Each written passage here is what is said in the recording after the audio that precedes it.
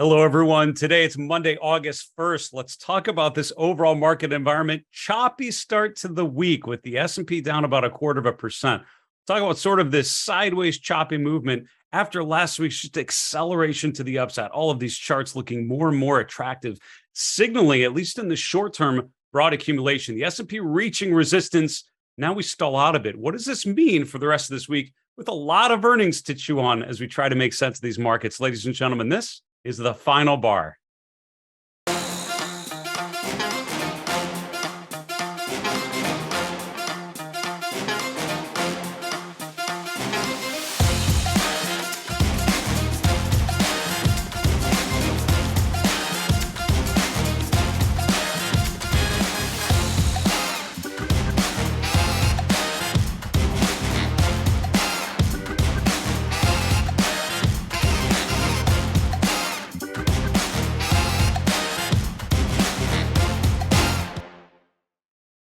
Hi there. Welcome to the final bar. I'm your host, Dave Keller. I'm the chief market strategist here at StockCharts.com in a sunny and hot Redmond, Washington. Thanks for joining us every weekday after the close as we try to make sense of these markets together using the technical analysis toolkit. As I've learned technical analysis and have been putting it to work for over 2 decades now, I was taught to focus on trend, to focus on price, that there is a message embedded in price. And when I was starting early in my career in the early 2000s, I was it was sort of a pariah area of focus. It wasn't, you didn't really speak out loudly at cocktail parties that you focused on technical analysis because it was still sort of not not very much appreciated in the financial industry.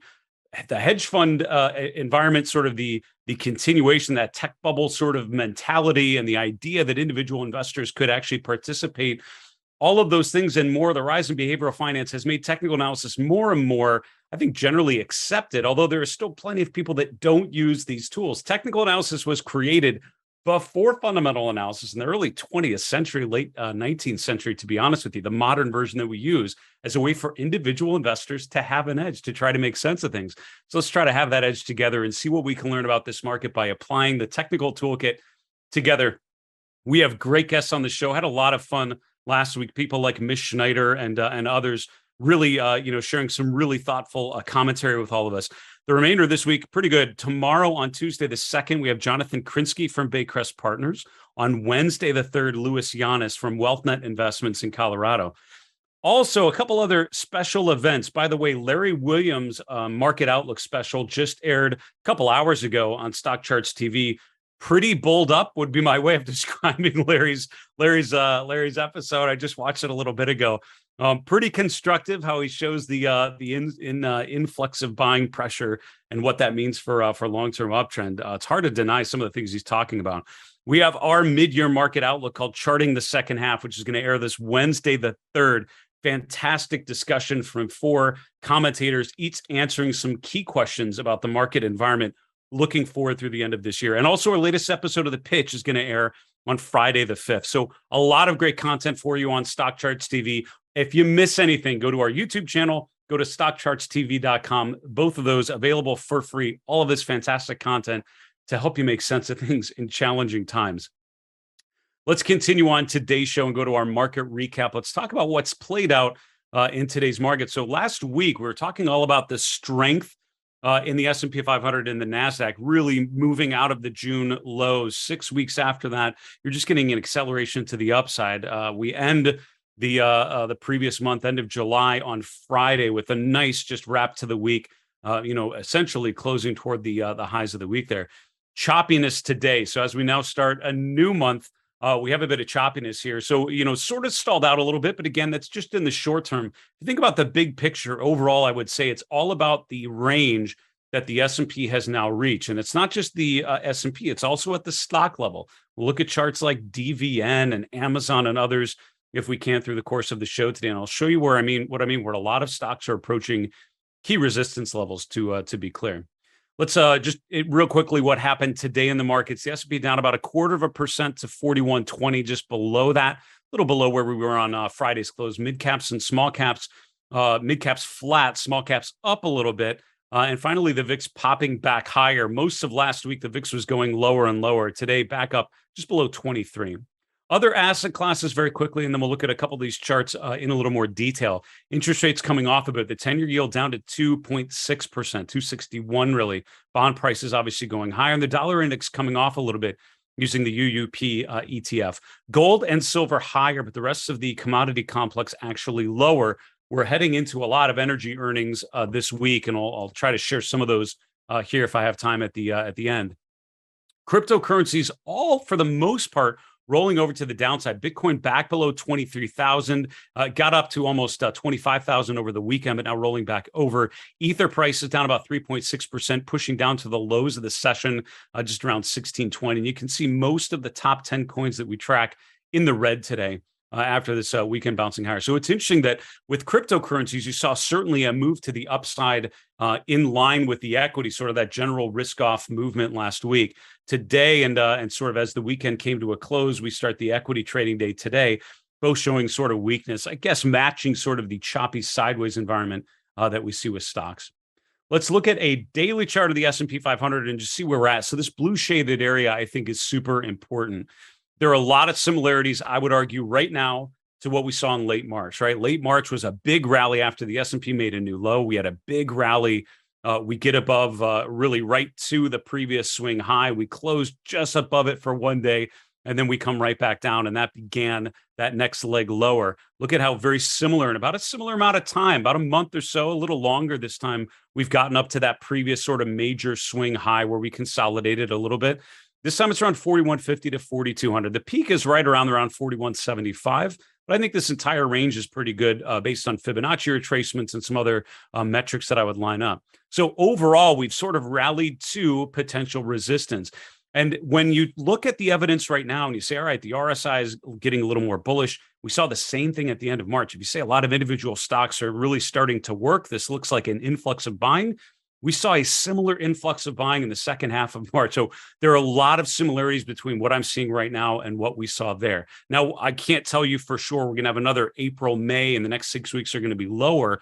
But it does tell me that since we've had this run, since a lot of individual names are becoming overbought, it's not unreasonable to expect a bit of a pullback here. And I would think, I guess, what I'm looking for is a brief pullback here at least would kind of validate everyone. Bulls can still feel pretty good because this could be the pause before the next move higher. Bears will feel validated, things roll over. Everyone feels really good about a pullback right about now, which is why we may actually see that thing play out.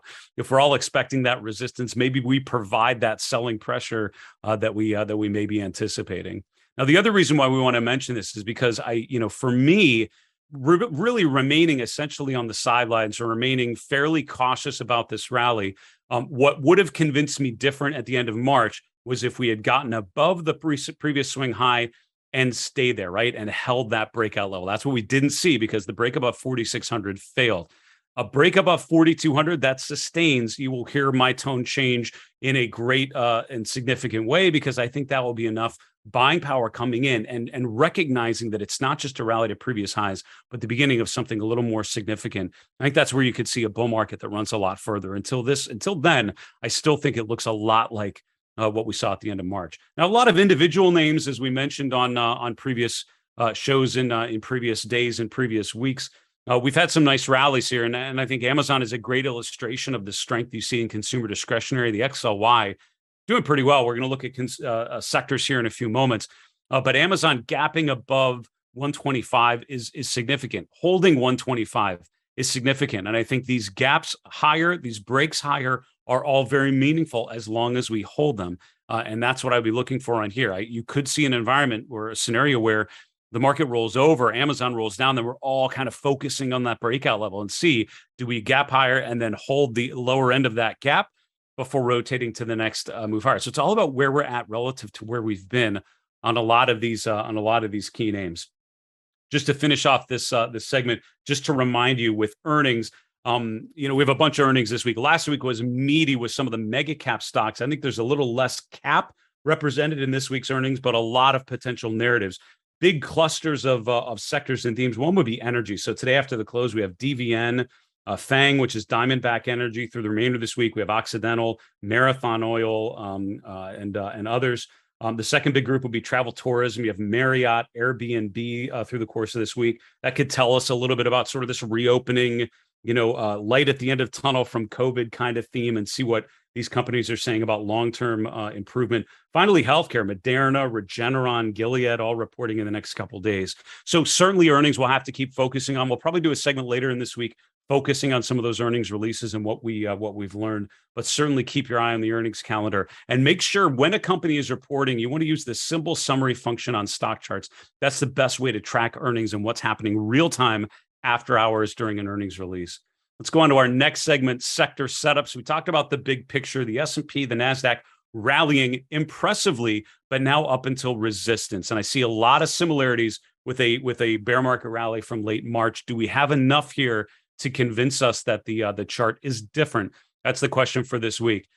In sector setups, let's start with the RRG. This is the relative rotation graph. Julius de Kempener designed this visualization years ago. His show Sector Spotlight, not Spectre Spotlight, Sector Spotlight. In that show, Julius does a great job of applying this methodology to the markets real time. So check out his show if you've not, and his articles on StockCharts, really well done as well. When I'm looking at the RRG, it's all about the sectors and how they rotate around the benchmark, the S&P 500, which is at sort of the 100s, the zeros or the crosshairs representing the benchmark.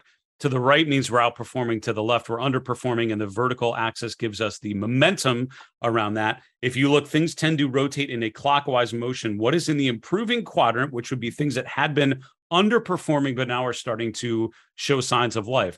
Two sectors to highlight here: technology and consumer discretionary. It's been this way for the last couple of weeks where we've seen this real improvement. These had far been the outliers to the downside, lagging behind everything else as the cyclical stuff, the defensive stuff was working, and the growthy sectors, the FANG sectors, were struggling.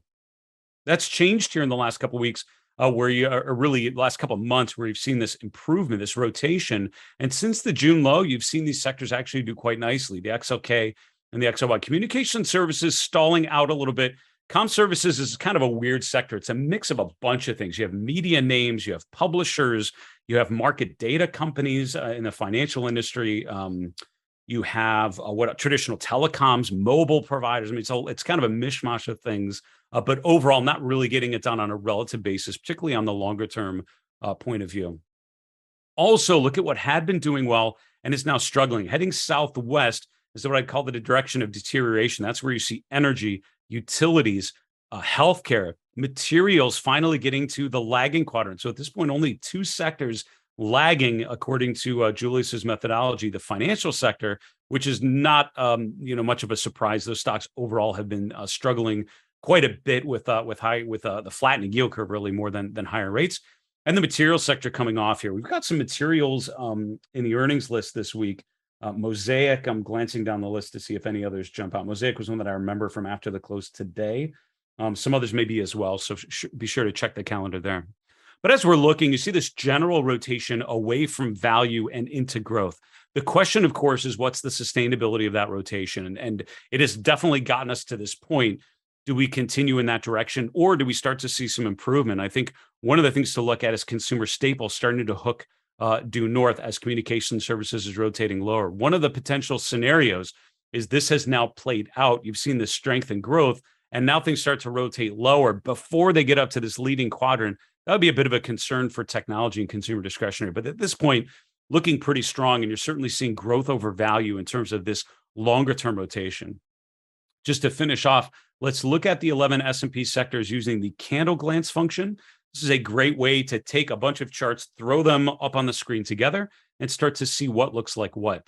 One of the things that jumped out at me as I was doing my sort of weekly routine, starts on Thursday, goes Friday, a bit over the weekend if I want to, and then finishes up on Monday, going through the same set of charts. What struck me was just a flatness in healthcare. Right, look at the 200-day moving average has essentially been flat for the last really call it 4 months, right? 200-day moving average going higher through April and then flat. But then this inverted head and shoulders pattern just completely jumped out at me. And if you look at the individual chart, let me zoom back out a little bit, you can see what I mean. This head and shoulders pattern, a low surrounded by two higher lows. And if you take the neckline of this pattern, which would be right here, so you're kind of connecting the interim highs there, the high from late May and the high from early July. When we break through that, which we kind of did, but then we stalled out here, which is why I think it's a bit of a question mark at this point.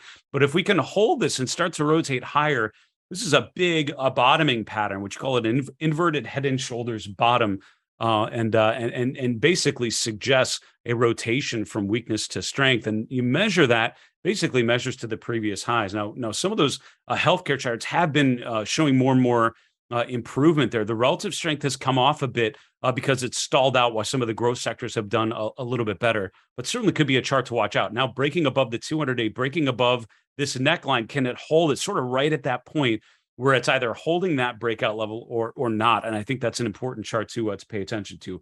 Of course, as one sector does one thing, you have a bunch of other, a bunch of stocks that comprise those sectors. There always could be some opportunities underneath the hood. The other thing that truly jumped out at me was just the strength in technology and the strength in consumer discretionary. Now, these, of course, are cap-weighted ETFs, the XLK and the XLY, but I think both of them are showing some meaningful strength. When I'm looking at the chart of the XLK, you take the low from March, that lines up very well with the high from late May, early June, and that is just over the last week what we've now broken above. That's around 142 to 143 on the XLK. That level holds, and that's a nice breakout, right? We've gotten above the 50-day moving average, which is important. We're now accelerating to the upside as we break above price resistance, right? Making a new high. So the S&P is approaching that 4150 to 4200 range, potentially stalling out. We'll have to see what happens through the course of this week. The XLK has notably already broken above there. And look at the relative strength, how it had been sideways for quite some time as technology was basically the market. They're kind of moving in lockstep.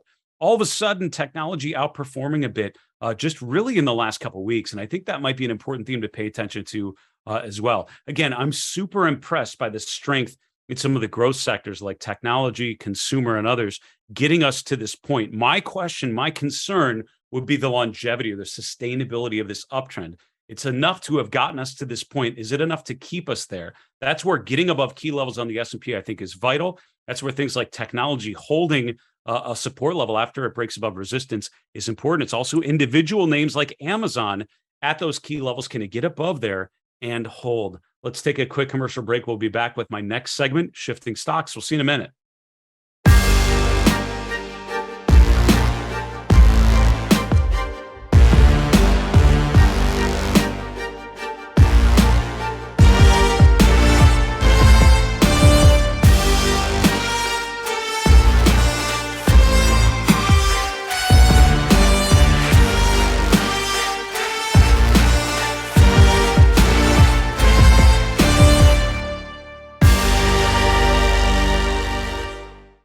Hey, everyone. Welcome back to the Final Bar. This is Dave Keller here at StockCharts.com. We appreciate you joining us every weekday after the close as we navigate these markets together. Boy, there's always a question mark when you're talking about the financial markets. When everything looks good, there are opportunities to think about, inflection points to the downside. When things are really tough, when it's a bear market phase, people look for rotations to the upside.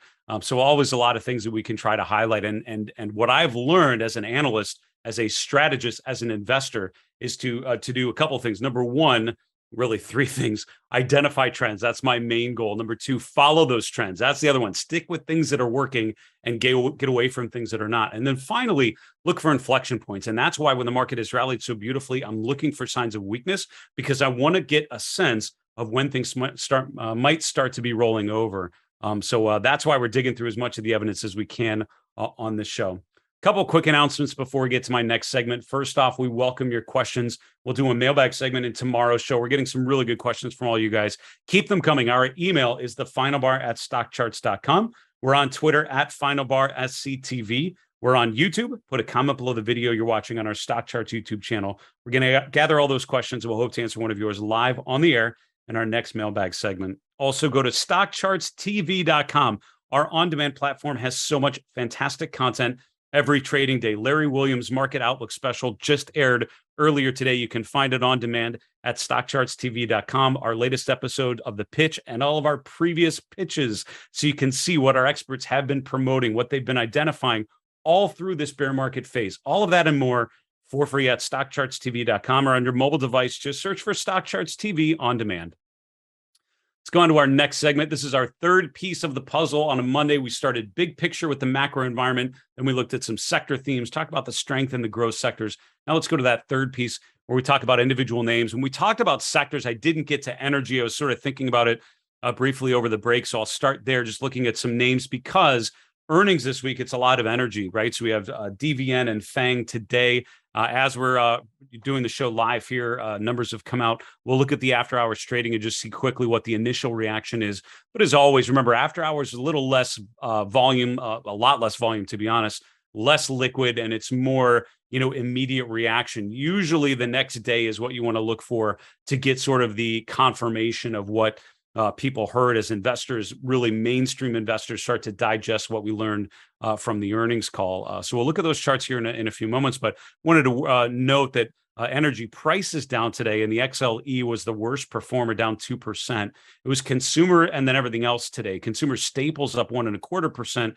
Consumer discretionary up 0.5%. Everything else was flat to down today. So again, a choppy mixed day and mixed results on the equity, or excuse me, on the sector side as well. But energy, a notable laggard on the downside. What's interesting when I'm looking at the charts of DVN and others, and we'll look at the after hours report here in a minute. DVN has rallied off the 200-day moving average. I love that move, and I love how it bounced off of the March low as well, right? So bouncing higher right to the 50-day moving average. What a key level to pay attention to. The RSI hit 60 right as we hit the 50-day, which means one of two things can play out from here. And there are obviously many more complicated scenarios, but very simplistically, either we get through this earnings report is the catalyst to push prices above the 50-day moving average, continue the short-term rally we've seen in the last couple of weeks, and tell you that stocks like DVN have upside potential, or we hear enough in this earnings report to tell you that was enough of a rally. We've now had that bounce off of the 200-day, and now we're probably heading back down to there as the momentum stalls out. And so I think a lot of these energy charts have bounced beautifully off support, and the question is, what's next? Let's look at what happens after the close. Not much, actually. It's sort of flattened down a little bit. It was down 2% already today. So you're not seeing any real significant additional movement afterwards. We'll dig into some of the details, and that's what I would encourage you to do. As always, we do a cursory analysis of earnings because we don't have a lot of time in a 30-minute show to dig into it much further. FANG is another one reporting after the close, really flat after hours. And again, both of these names were down a little bit as energy as a group was down. FANG is actually right at its 200-day moving average and currently trading just above there. So, a breakout above the 200-day. Do we hold that through the remainder of this week as we digest the earnings release so far? So we'll start there with some of the energy stocks. Other things we have coming up this week, I did want to mention before the open today, we had ON, which is on Semiconductor, pulling back about 5%. This is the first of a number of semis, if I remember right. I might be totally making that up. Actually, there aren't yet. AMD is tomorrow. That's the other one after the close tomorrow. During the meat of earnings season, trying to keep track of all of these is just awesomely, fascinatingly difficult. But here we have on the chart of ON, it's a really interesting chart because we really rallied into the beginning of this year, right? The end of last year, nice run higher as most things did. The S&P, ON, and others made a new high in January, although a lot of things made a lower high. From there, it's been bouncing off of resistance right around 67, 68. February high, that's the March high, that's the June high, and all of a sudden that's the July high today, pulling back off of that level. So a day like this, earnings have the opportunity to accelerate out of a resistance area, right? When something's in a basing pattern, something like a good earnings release, a lot of times can be the upside catalyst to propel a stock outside of the range. You're not seeing that on ON right now. And that's important because semiconductors in general tend to be an important bellwether group. These are stocks that have rallied pretty nicely off of the lows. And while the S&P is showing a similar rally to what you saw in March, these have actually already eclipsed that rally. It's probably the best bear market rally so far that we've seen in 2022. Could this be something more significant? Well, stocks like ON and others would have to keep going higher. And I think that's the key on the SMH, just like with the S&P 500, we're approaching that key resistance level. It's 240 to 250 here, right? It's sort of the same general area to the S&P. The RSI is getting just above 60. That's encouraging. That's actually a check in the plus column. Do we have enough gas in the tank to get above that level? As we go forward and look at charts like AMD and others sort of in that same group, that's the question I would be asking. Do we get enough upside bounce in these names that allow these stocks to propel above their June highs. I'm not sure yet. And I haven't seen enough yet to get convinced of that. With a lot of these clear levels, AMD 110 is a really straightforward resistance level. Either we get above there or we don't. And so I think that's something to pay attention to. Finally, I mentioned some healthcare reports. These are kind of interesting ones. Regeneron has sort of been a yawner of a chart, to be honest with you. 2002 has not been great. It's been sort of choppy. Outperformed in the first quarter, really through mid-April, because it was making new highs as the S&P was basically heading lower. But from there, look how it stalled out. It sort of caught up with the rest of the S&P in the idea of this downtrend. From there, it's been lower highs, lower lows. Again, an earnings release this week could change that pattern, establish a bit of a higher low, and show some optimism. It's making a new, 6-month relative low so far, really on last Friday's close. So that's another chart to pay attention to see if we get some upside potential there. Finally, some industrial names as well. Caterpillar was an interesting one. Some of the industrial names started to look a little more constructive last week, and that's been a different feel. A lot of the industrial names have been struggling. Look at Caterpillar, John Deere, and others. These are all coming off of new lows in July. So while the S&P did not make a new low in July, all these industrial names actually did. They undercut, made a new low for the year in July. But from there, kind of making a bit of a V bottom and accelerating. Friday, a big day for a lot of the industrial stocks. And now the question is what next? So Caterpillar before the open tomorrow, I believe. And so some of these names, again, these earnings releases at the very least provide a potential catalyst. So some of these charts that have been sort of in a range, they've already done their thing. The question is what's next? I think we could learn a little bit about charts like Caterpillar from the release through the course of this week. That was a run through a bunch of individual names, a lot more that we could get to if we had time, but we don't. We need to wrap the show. Go to that 3 and 3. Let's hit on 3 charts in 3 minutes to tell the story of this market environment. Here is chart number 1. One of the comments we got, actually one of the questions was about this particular chart, asking about the weekly PPO. And someone had mentioned, because they picked up on my skepticism in, I think, Friday's show, where I sort of said, this has been a nice rally, but I still label it as a bear market rally, and here's why.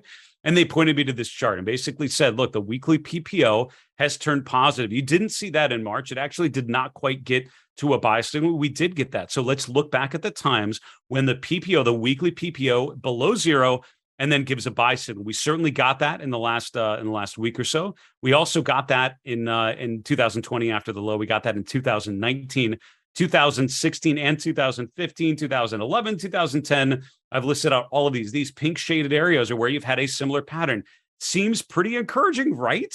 Here's my problem. One of those examples is late 2015, which was this bounce higher before we made a new low for the year. One of these examples, if you go back to 2008, was pretty much almost identical to what we see here, right? A new high in 2007. We pulled back. We have this rally off of the 150-week moving average. I'm seeing the same thing here. And what happened soon after was a blowout to the 2009 low. So again, while I can't tell you that is what I'm seeing, I don't know if that's necessarily reasonable, but I will tell you, when you refer to charts like this, they make sense in a bull market scenario if you only look at a secular bull market phase.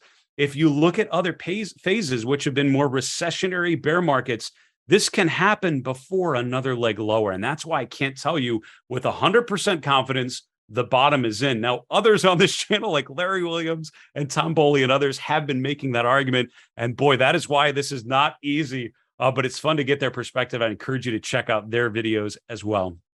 Chart number 2, DVN.